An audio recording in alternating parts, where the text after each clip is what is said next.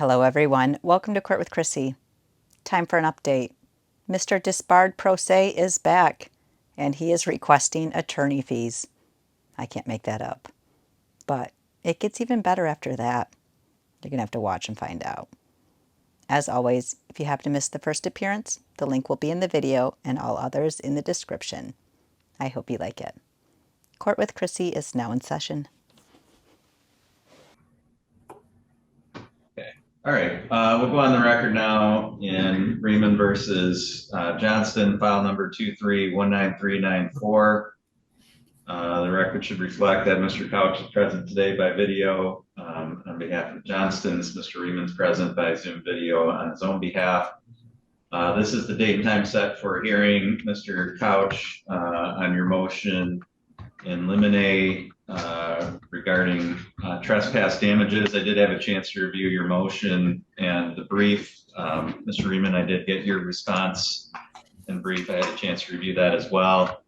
Mr. Couch, is there anything that you wanted to say by way of oral argument today? Your Honor, based on my past appearances in this court, I know how prepared you are, and I'll stand on the arguments presented in our motion, and stand available for any further questions that the court might have.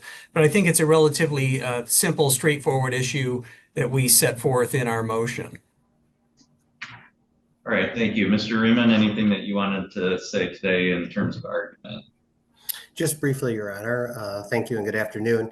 Along the same vein as Mr. Couch, I understand the court's had an opportunity to receive our and consider our brief and materials. Judge, I would just note, as I said in my brief and response, Mr. Couch makes a good argument, but for the fact that the court has allowed the damage to the driveway claim to proceed based on what the court found to be a factual issue based on the conflicting proofs. There hasn't been any case offered by Mr. Couch or any cited by the most recent Court of Appeals published case on this issue that ever ruled that in the event that you prove you allege all the elements of a trespass nuisance, which are a condition, in this case that would be the altered driveway, a physical intrusion, in this case that would be the allegations that Mr. Johnston came onto plaintiff's property with a tractor and made the changes. And then the third element is causation or control by the defendant. And again, that's alleged that the defendant was the person who came on to plaintiff's property with the tractor making the changes. There's never been a case that is cited either by the defense or in the most recent public decision of MAC that ever said when you allege those three elements, you cannot have non-economic damages. And that is, as I cited in my brief, in my complaint, very clearly stated, I allege those elements, I allege non-economic damages, and I state, because of the changes to my driveway made by Mr. Johnson, allegedly, I don't have the same use and enjoyment of my property.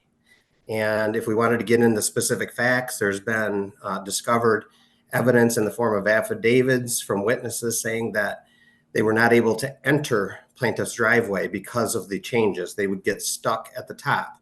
Even with a four-wheel drive vehicle, they could not enter the driveway. That affects the use and enjoyment of the property, and specifically the driveway. And just so you know, the slope issue is that you can only now enter the property from the direction of the low point, and that is now to the south.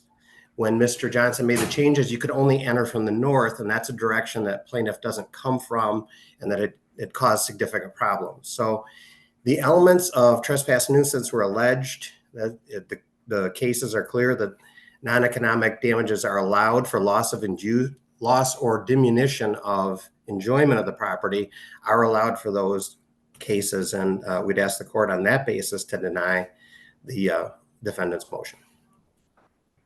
Thank you. Your Honor, Couch, anything in response? Yeah, very briefly, Your Honor.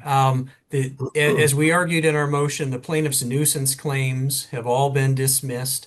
Mr. Riemann continues to attempt to resuscitate dismissed claims to support the remaining claim of straightforward trespass that is set to go to trial in late November. So for the reasons set forth in our motion, Your Honor, we would ask that the court enter an order limiting his damages to economic damages and not non-economic damages in this case. All right, thank you. Again, I did have a chance to review the briefs. I did read the Matt case very carefully, which also refers in large part to the Price case, which the court also had a chance to review. First of all, just in terms of the motion itself, it's a motion in limine. It's a motion dealing with what kind of evidence will or won't be allowed to be presented at the trial. Whether or not to admit or exclude evidence is a matter that's within the discretion of the court. So the court is acting within the exercise of its discretion in ruling on the motion. Looking at the Matt case, which again, as I indicated, is largely follows the principle set forth in the Price case, even though those cases were obviously different in terms of their factual basis and the claims that the courts were looking at. But the court finds that each of those holdings and the underlying principle is applicable in this case. And in my view, after reading Mack, the thrust of that opinion is in property damage cases where there's property's been damaged or destroyed. The measure of damages is generally the cost of replacement or the repair of the property. And under the holding in Mack and Price, that generally excludes non-economic damages by implication. And as the Mack court discussed in great detail in analyzing the Price holding, there's a number of reasons for that. Number one, the idea behind property damage cases, whether it's based on negligence or trespass, is to make a plaintiff whole. And so that's one part of it, because people perceive damage to property in different ways.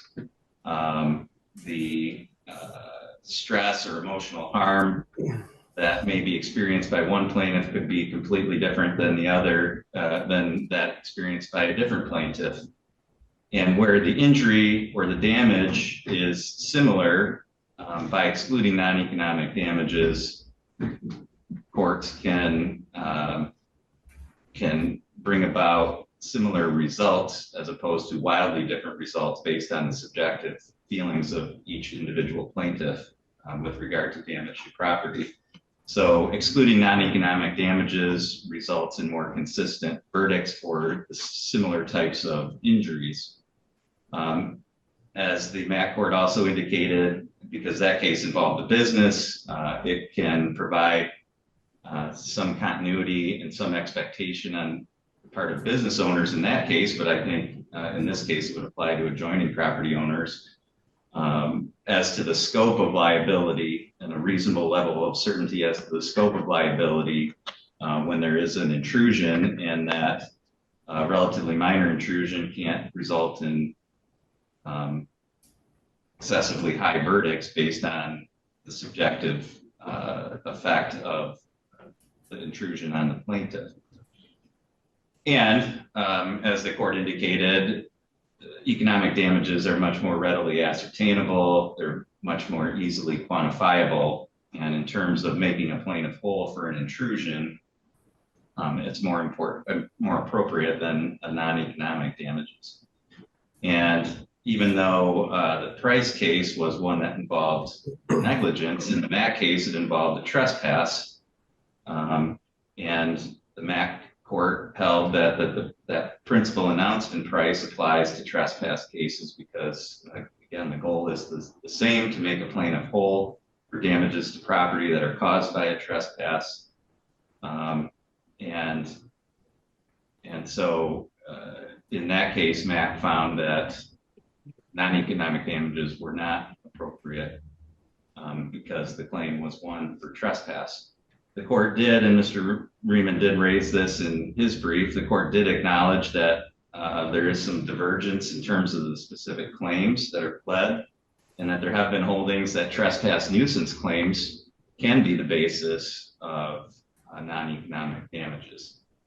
But there's a difference between trespass claims and trespass nuisance claims, and certainly the MAC court recognized that and drew a distinction, and other courts have as well. And that's because while trespass and trespass nuisance do contain some overlapping concepts, they are different and separate claims. Elements of trespass include a possessory interest on the part of the plaintiff, an invasion into that possessory interest by the defendant, an intent to trespass, in other words, not necessarily an intent to harm, but an intent to do an act that caused the trespass, and an actual intrusion or invasion onto that property caused by that act. That's different and distinguishable from a trespass nuisance claim. The thrust of nuisance claims deals with the reasonable use and enjoyment of property. So they're not interchangeable. They aren't the same claims. And I think that's why cases like MAC draw a distinction. Because again, in that case, it involves strictly a claim for trespass. And MAC acknowledged that in other cases where the claims were for trespass nuisance, that non-economic damages could be available. And in this case, I agree with Mr. Couch. The court dismissed all of plaintiff's claims involving nuisance. And so what's remaining in count 3 of plaintiff's complaint is trespass. And that's how it's pled. My reading of that count is as a trespass. And I think that's backed up again by the court's dismissal by summary disposition of the nuisance claims. And so I don't think that the plaintiff can get around the MAC holding by styling or arguing that his count 3 for trespass is actually a count for trespass nuisance, because it's not. So based on the holding in MAC, the court finds that for a trespass claim such as the one we have here, that remains, that non-economic damages are not available. So the court will grant the motion in limine. As also part of the motion, Mr. Couch requested that the court transfer jurisdiction in this case to the district court under MCR 2.227B1B. I reviewed that court rule in the case law, interpreting it, and in my view, that court rule and the change of jurisdiction is based on pleadings. So in other words, if the plaintiff's complaint had only pled claims of an amount that could only legally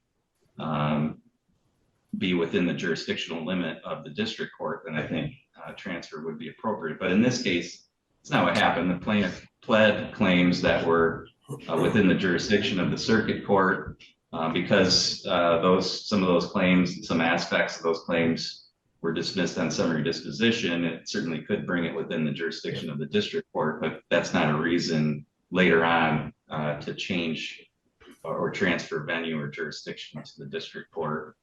So I find that court rule would not justify change in this case. So the court is granting the motion in limine to preclude evidence of non-economic damages, is denying the motion to transfer jurisdiction to the district court. Thank you, Your Honor. And Mr. Couch, I would just ask that you prepare an order and submit that under the 7-day rule, reflecting the ruling of the court today for the reasons stated on the record. I will. Thank you, Your Honor. All right. That's all we have for today. I know we're going to be back on the record again on Thursday, I believe. So I will see the parties in a couple days. All parties are free to disconnect on this file. Thank you. Thank you, Judge. Thank you, Your Honor. Yes, I am. Okay. All right. We'll go on the record in Riemann versus Johnston, file number 2319394. We have Mr. Riemann present by Zoom video on his own behalf. We have Ms. Stewart here on behalf of the plaintiffs, the counter plaintiffs, Mr. and Ms. Johnston. And I just want to make sure, I think we all get this, but Ms. Stewart, I'm not sure that you've made any appearances on the record, although you obviously filed an appearance on behalf of your clients. But I want to make sure that the record's clear as to the attorney relationships here. So you're representing the Johnstons in their counter complaint. Is that correct? That is correct, Your Honor. Okay. And Mr. Couch, you're only representing them for purposes of defending the claims brought by Mr. Riemann. Is that correct? That is correct, Your Honor. Thank you. Okay. So this motion, Ms. Stewart, was filed by you, and this is a motion to dismiss those counterclaims. I did have a chance to review your motion and the supporting documents, Mr. Riemann. I did get your objection to that. I had a chance to review that. So Ms. Stewart, anything by way of oral argument in support of your position here today? Thank you, Your Honor. I was not, I did not receive any copy of any response filed by Mr. Riemann. I just want to bring that to the court's attention. I was not aware that any response was provided, so I don't know any of the contents of that. With that said, Your Honor, my clients have counterclaims against Mr. Riemann. We're seeking in our motion a voluntary dismissal of those counterclaims. The primary focus of this case thus far, as this court is aware, including the motion practice, has been focused on defending against the 121 count complaint filed by Mr. Riemann against the Johnstons. There's been very little discovery, if any, Your Honor, conducted with regard to the counterclaims specifically. My clients sought a voluntary dismissal from Mr. Riemann, and the response from Mr. Riemann was that my clients needed to agree to what was referred to as a partial settlement agreement that would have necessitated my clients waive any claim for attorney fees arising out of claims beyond the scope of the counterclaims, which my clients were not agreeable to. That would have affected the operative claims that Mr. Riemann filed against, that has been filed against the Johnstons, that Mr. Couch is defending against. Ultimately, Your Honor, after careful consideration, my clients made a decision that the escalating costs of litigation outweighed the potential benefits of continuing to pursue these claims. It was going to impose, it will impose, Your Honor, a financial hardship on my clients. The decision on my client's part to seek a voluntary dismissal was made in good faith to conserve their resources, and I think it's in alignment with the court's interest in promoting an efficient resolution of claims. The court rules provide that a voluntary dismissal is in general a dismissal without prejudice, but the court, as this court is well aware, has the discretion to set any other terms and conditions that the court deems just and proper. And in this case, Your Honor, we're asking for a dismissal with prejudice with one exception, and that is the abuse of process claim in this case. We are only preserving that claim, Your Honor, for the reason that there has been recent threats already made to my clients concerning a fence that was recently installed by the Johnstons. There was a threat of a future litigation against the Johnstons by Mr. Riemann, and that is the only reason, Your Honor, we are asking the court to dismiss the abuse of process claim without prejudice. All remaining claims, all other counterclaims, Your Honor, we're actually seeking a dismissal with prejudice, which is the reason that I think it's appropriate in this case, given the fact that there's been little discovery, given the fact that we're seeking a dismissal with prejudice. My clients have reached this decision in good faith and for good reason. We think it's appropriate that the court enter a voluntary dismissal as requested without the imposition of any costs. And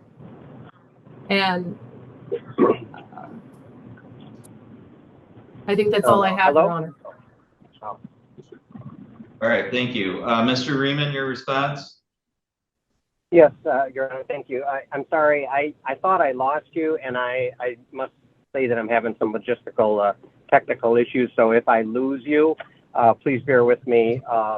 I will be logging back in on the computer. But Your Honor, as to not providing a copy of my response to Ms. Stewart, I'm a couple of minutes away from my computer, and when I get there, I'll be able to confirm. But I, as a form of habit, I know I always sent her a copy, and I feel like I remember putting her and Marielle in because sometimes I just communicate with Mr. Couch and his assistant. But I really think I sent that email to her. I know I intended to. So if she hasn't received it, I apologize, and I'll try to confirm that I did send it. But essentially, Your Honor, my issue is that the complaint itself is not a legally viable claim. It's against me. They make, mean accusations against a bunch of people, other adults that they claim misbehaved in my absence. That's the gravamen of the complaint. And before it was filed, because they're talking about threats of suits, of course, any future action wouldn't be covered by this dismissal anyway. So I don't know what sense there is in making the abusive process claims without prejudice, because if they're worried about a future lawsuit, which, I've taken up with Mr. Couch, seeking his stipulation based on new actions over the last 6 to 8 weeks and ongoing, with a new fence and some new changes to the properties that affects both flooding and it violates the zoning, and blatantly and obviously intentionally. But as to the threats, I'm sorry, I am getting to my computer now. The reason I have asked for the court to award costs in this case is when I received the counter complaint, I contacted Ms. Stewart and Ms. Lehman, who was also, I believe, on the initial appearances, and noted that this court had ruled in a similar claim involving Little Bear Lake subdivision property owners that the claims against the owners rather than the adult offenders was not proper. And I provided this court's ruling on those nuisance cases, and they proceeded to file it anyway.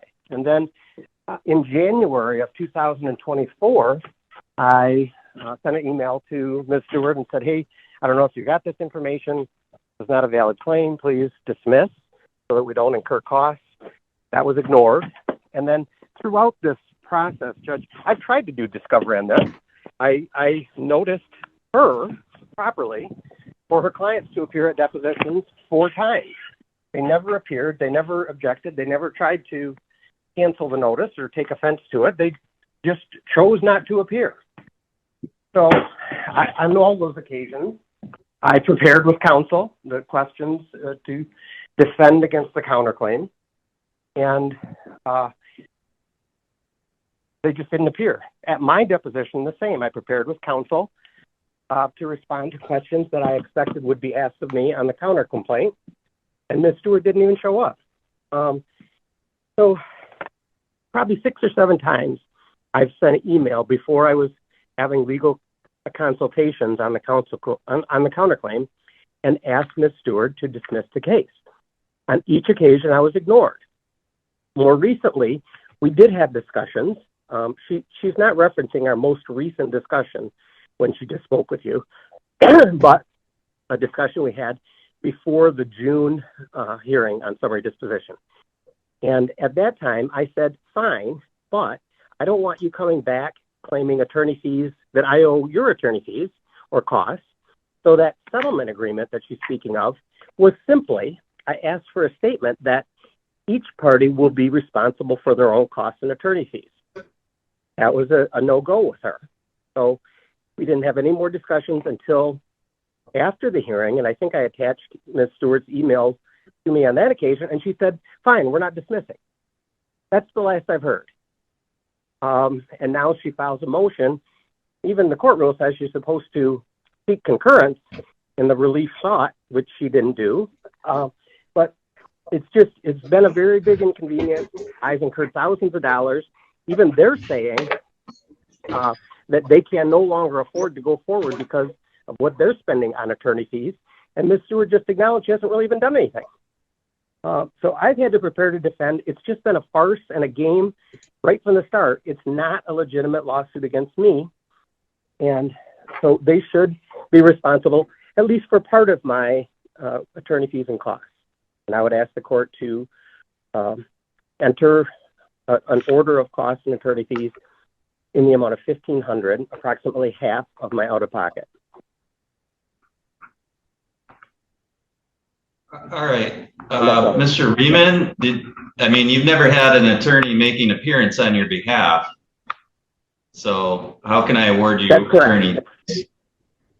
Well, attorney fees aren't only incurred when an attorney appears on a case, when you get advice. And I am having counsel, of course, for trial, Your Honor, and I have been preparing with counsel and was doing so on this case. And I will have an appearance of an attorney as we prepare for, get closer to trial. I could provide the attorney's billing and affidavit or something if the court just wanted to confirm the billing, but I don't think the fact that they haven't filed an appearance on the case makes it an illegitimate legal expense. Well, the case law that I reviewed indicates that for the court to award attorney fees, there has to be an actual attorney-client relationship where the attorney's made an appearance in the case. So I'm not aware of that, Your Honor. Well, I can appreciate that you're not aware of it. I don't know whether you're aware of it or not. You're not giving me any authority. You're telling me you think that doesn't matter. Well, I'm saying I was not aware of it. So Okay. The case law is that, the case law is that there needs to be an attorney-client relationship. I have an attorney-client relationship on which I consulted wisely. And if it says it has to have an appearance before it could be, then I guess I'm out on that. But the court rule does say the court can issue the terms it believes are just. And if the court believes that I shouldn't have had to respond to this lawsuit with attorney consultations, then I think it's within the court's discretion. Okay. All right. Thank you. Ms. Stewart, it's your motion. I'll give you the last word. Anything you wanted to say in response? Well, Your Honor, I don't, as an officer of this court, I heard Mr. Riemann represent that there's been 6 or 7 discussions about dismissal of the counterclaim. I don't remember any of those. I don't, without an opportunity, because I'm hearing that right now on the record, Your Honor, to go back and review whether there may have been one email or not. I just can't say, but I can say with certainty that I'm confident as an officer of this court that if Mr. Riemann and I had had 6 or 7 discussions ever about the counterclaims, that I would recall that, and I do not. Additionally, there was a reference to having discussions earlier about the merits of the counterclaim based on prior rulings of the court that Mr. Riemann says he has with me before they were filed, and then they were filed thereafter. I was not even in the case at that time, Your Honor. So those discussions would have had to have happened with other counsel, not with me. With that said, I completely disagree that there's any frivolity whatsoever with regard to the counterclaims. Those claims are,